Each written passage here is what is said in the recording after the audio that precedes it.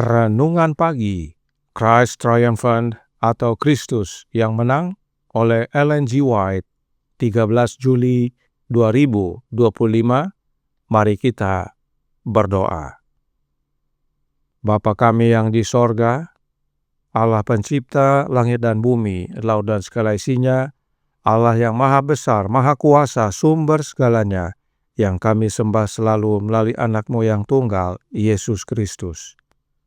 Terpujilah Yesus, anak Allah yang maha tinggi, yang adalah pokok anggur yang benar bagi kami. Pada pagi hari ini kami bersyukur boleh bangun dan berbakti, dan sebagaimana membaca dan mendengarkan nasihat firman-Mu, kiranya ini menjadi pembaharuan bagi kami semua, agar kami terhubung bersatu dengan Yesus dan menerima kuasa daripadanya untuk menjadi anak-anak Allah.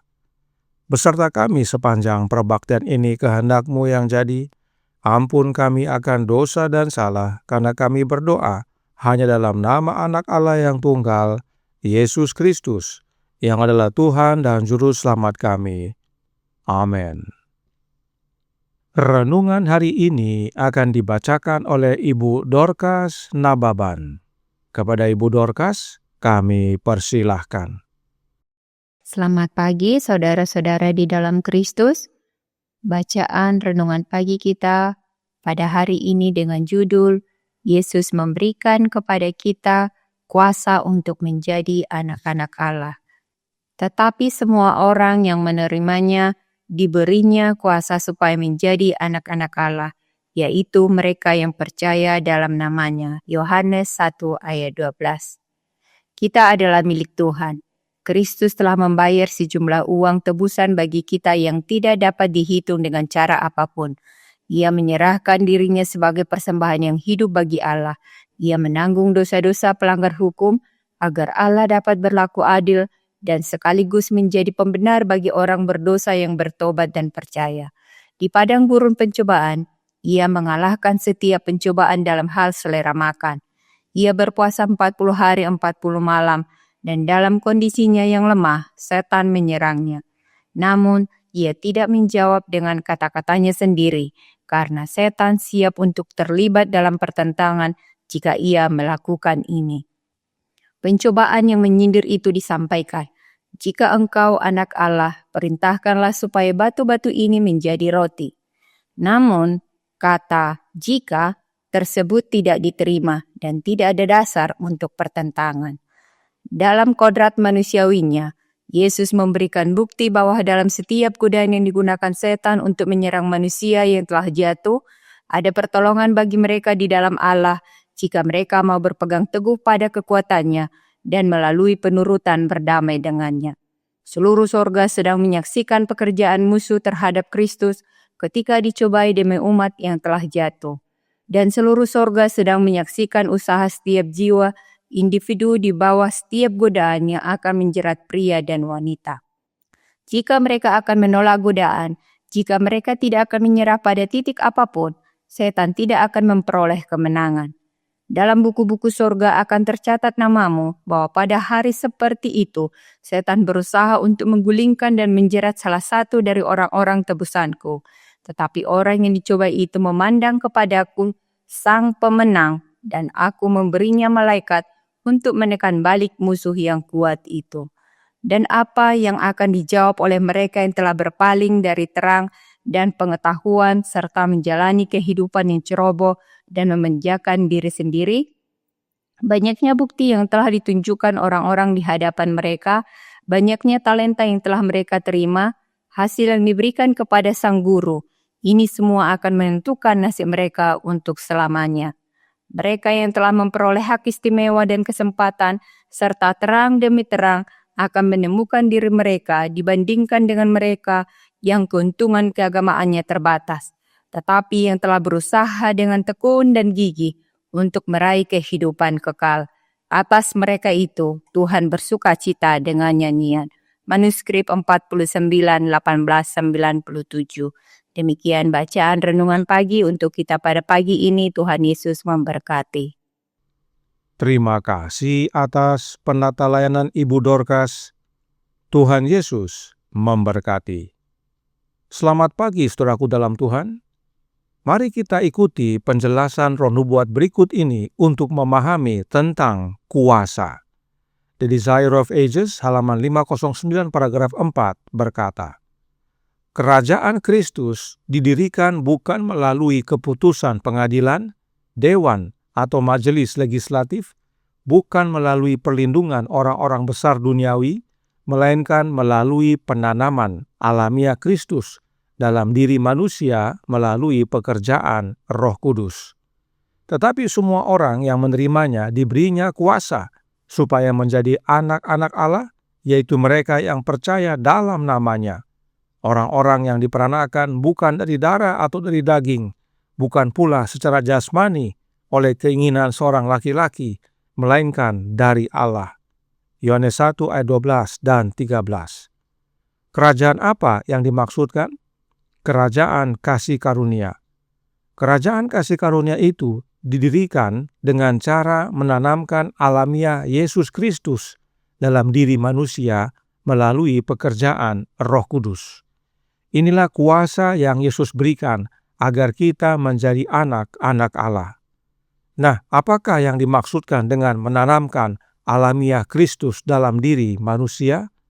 Christ Object Lesson halaman 384 paragraf 1 berkata, pengudusan jiwa melalui pekerjaan Roh Kudus adalah penanaman alamiah Kristus dalam diri manusia.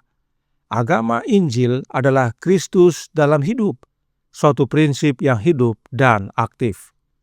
Penanaman alamiah Kristus itu sama dengan pekerjaan Roh Kudus. Artinya, Roh Kudus itulah alamiah Kristus. Karenanya, alamiah Kristus yang dimaksudkan bukanlah alamiah manusianya, sebab tidak mungkin alamiah manusia ditanamkan ke dalam alamiah manusia. Fisik tidak dapat ditanamkan ke dalam fisik. Alamiah yang dimaksudkan adalah alamiah ilahinya Yesus. Roh Nubuat berkata dalam suratnya nomor 300 tahun 1907 paragraf 11 yang berbunyi, manusia akan dibentuk menjadi serupa dengan yang ilahi. Alamiah Kristus akan terungkap dalam alamiah manusia. Perkataan akan menjadi lembut dan sopan, perilaku akan menjadi baik dan membantu. Alamiah Kristus yang ditanamkan ke dalam kita adalah alamiah ilahinya. Kita dibentuk menjadi serupa dengan yang ilahi, khususnya dalam karakter. Dalam penjelasan lainnya dikatakan, Review and Herald tanggal 5 April tahun 1906 paragraf 16. Roh Kudus yang keluar dari anak tunggal yang Allah peranakkan mengikatkan manusia, tubuh, jiwa, dan roh kepada alamiah ilahi manusia Kristus yang sempurna. Kesatuan ini dinyatakan oleh persatuan pokok anggur dan ranting-rantingnya. Manusia yang terbatas dipersatukan dengan kemanusiaan Kristus. Melalui iman, alamiah manusia berasimilasi dengan alamiah Kristus. Kita dipersatukan dengan Allah di dalam Kristus. Jelas bahwa alamiah Kristus yang dimaksudkan adalah alamiah ilahinya Yesus. Dan alamiah ilahi yang dimaksudkan adalah Roh Kudus yang keluar dari Yesus. Roh Kudus yang keluar dari Yesus inilah yang ditanamkan ke dalam diri manusia. Itulah kuasa yang menjadikan kita anak-anak Allah. Sebab di dalam Yesus kita dipersatukan dengan Bapa. Karenanya, bila kita dipersatukan dengan Yesus, kita dipersatukan dengan Allah. Bila kita tinggal dalam Yesus, maka itu sama dengan tinggal di dalam Bapa yang adalah Allah kita. Renungan hari ini berkata, Christ Triumphant halaman 201 paragraf 3. Dalam kodrat manusiawinya, Yesus memberikan bukti bahwa dalam setiap godaan yang digunakan setan untuk menyerang manusia yang telah jatuh, ada pertolongan bagi mereka di dalam Allah, jika mereka mau berpegang teguh pada kekuatannya dan melalui penurutan berdamai dengannya. Kekuatan Allah adalah Yesus Kristus. Kuasa Allah adalah Yesus Kristus. Tinggal dalam Allah adalah dengan tinggal di dalam Yesus Kristus. Itulah pertolongan yang kita perlukan dan satu-satunya cara untuk memilikinya adalah dengan menerima penanaman alamiah Kristus, yaitu pekerjaan Roh Kudus dalam hidup kita. Oleh karenanya, Roh Nubuat menjelaskan yang berikut ini dalam manuskrip 49 tahun 1897 paragraf 21 yang berkata, Yesus berdiri dalam alamiah manusia sebagai seorang penakluk bagi umat manusia yang telah jatuh. Dia adalah seorang pemenang bagi setiap manusia dan sebagai jaminan bahwa semua orang yang menerima namanya dapat melawan godaan setan dan menang bagi diri mereka sendiri sebagaimana Kristus telah menang bagi mereka. Tidak ada satupun manusia yang paling lemah yang tidak dapat menjadi seorang pemenang dengan mengambil bagian dalam kodrat ilahi. Bagaimana caranya untuk dapat mengambil bagian dalam kodrat ilahi agar mengalami kemenangan yang Yesus alami?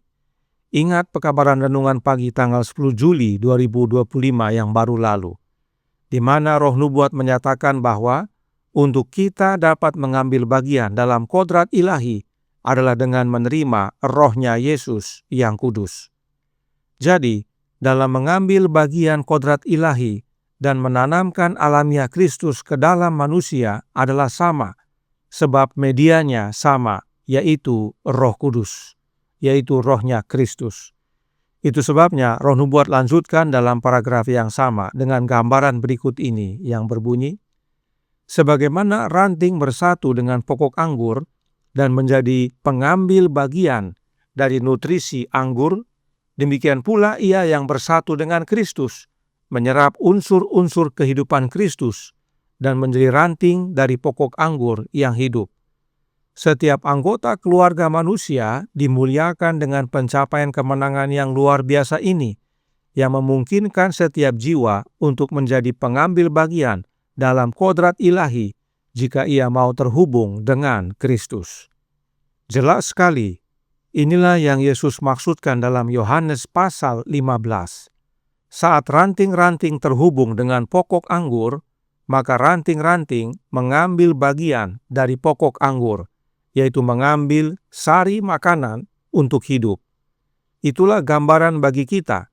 Saat kita terhubung dengan Yesus, maka kita turut mengambil bagian dari kodrat ilahinya, yaitu dengan menerima Roh Kudus yang keluar dari Yesus. Sebagaimana ranting menerima sari makanan dari pokok anggur, demikian juga kita menerima Roh Kudus dari Yesus. Karenanya, Roh Kudus itu bukanlah oknum lain atau pribadi yang lain. Roh Kudus adalah Roh-Nya Kristus itu sendiri, pribadinya Yesus Kristus. Inilah kuasa yang menjadikan kita anak-anak Allah. Karenanya, mau menjadi anak-anak Allah? Terimalah Roh-Nya Yesus, alamiah Kristus yang ditanamkan dalam hidup kita. Tuhan memberkati, saya bawa dalam nama Yesus. Amin. Mari kita berdoa. Bapa kami yang di sorga, Allah pencipta langit dan bumi, laut dan segala isinya, Allah yang maha besar, maha kuasa, sumber segalanya, yang kami sembah selalu melalui anak-Mu yang tunggal, Yesus Kristus. Terima kasih atas kebenaran indah yang Kau karuniakan kepada kami pagi hari ini.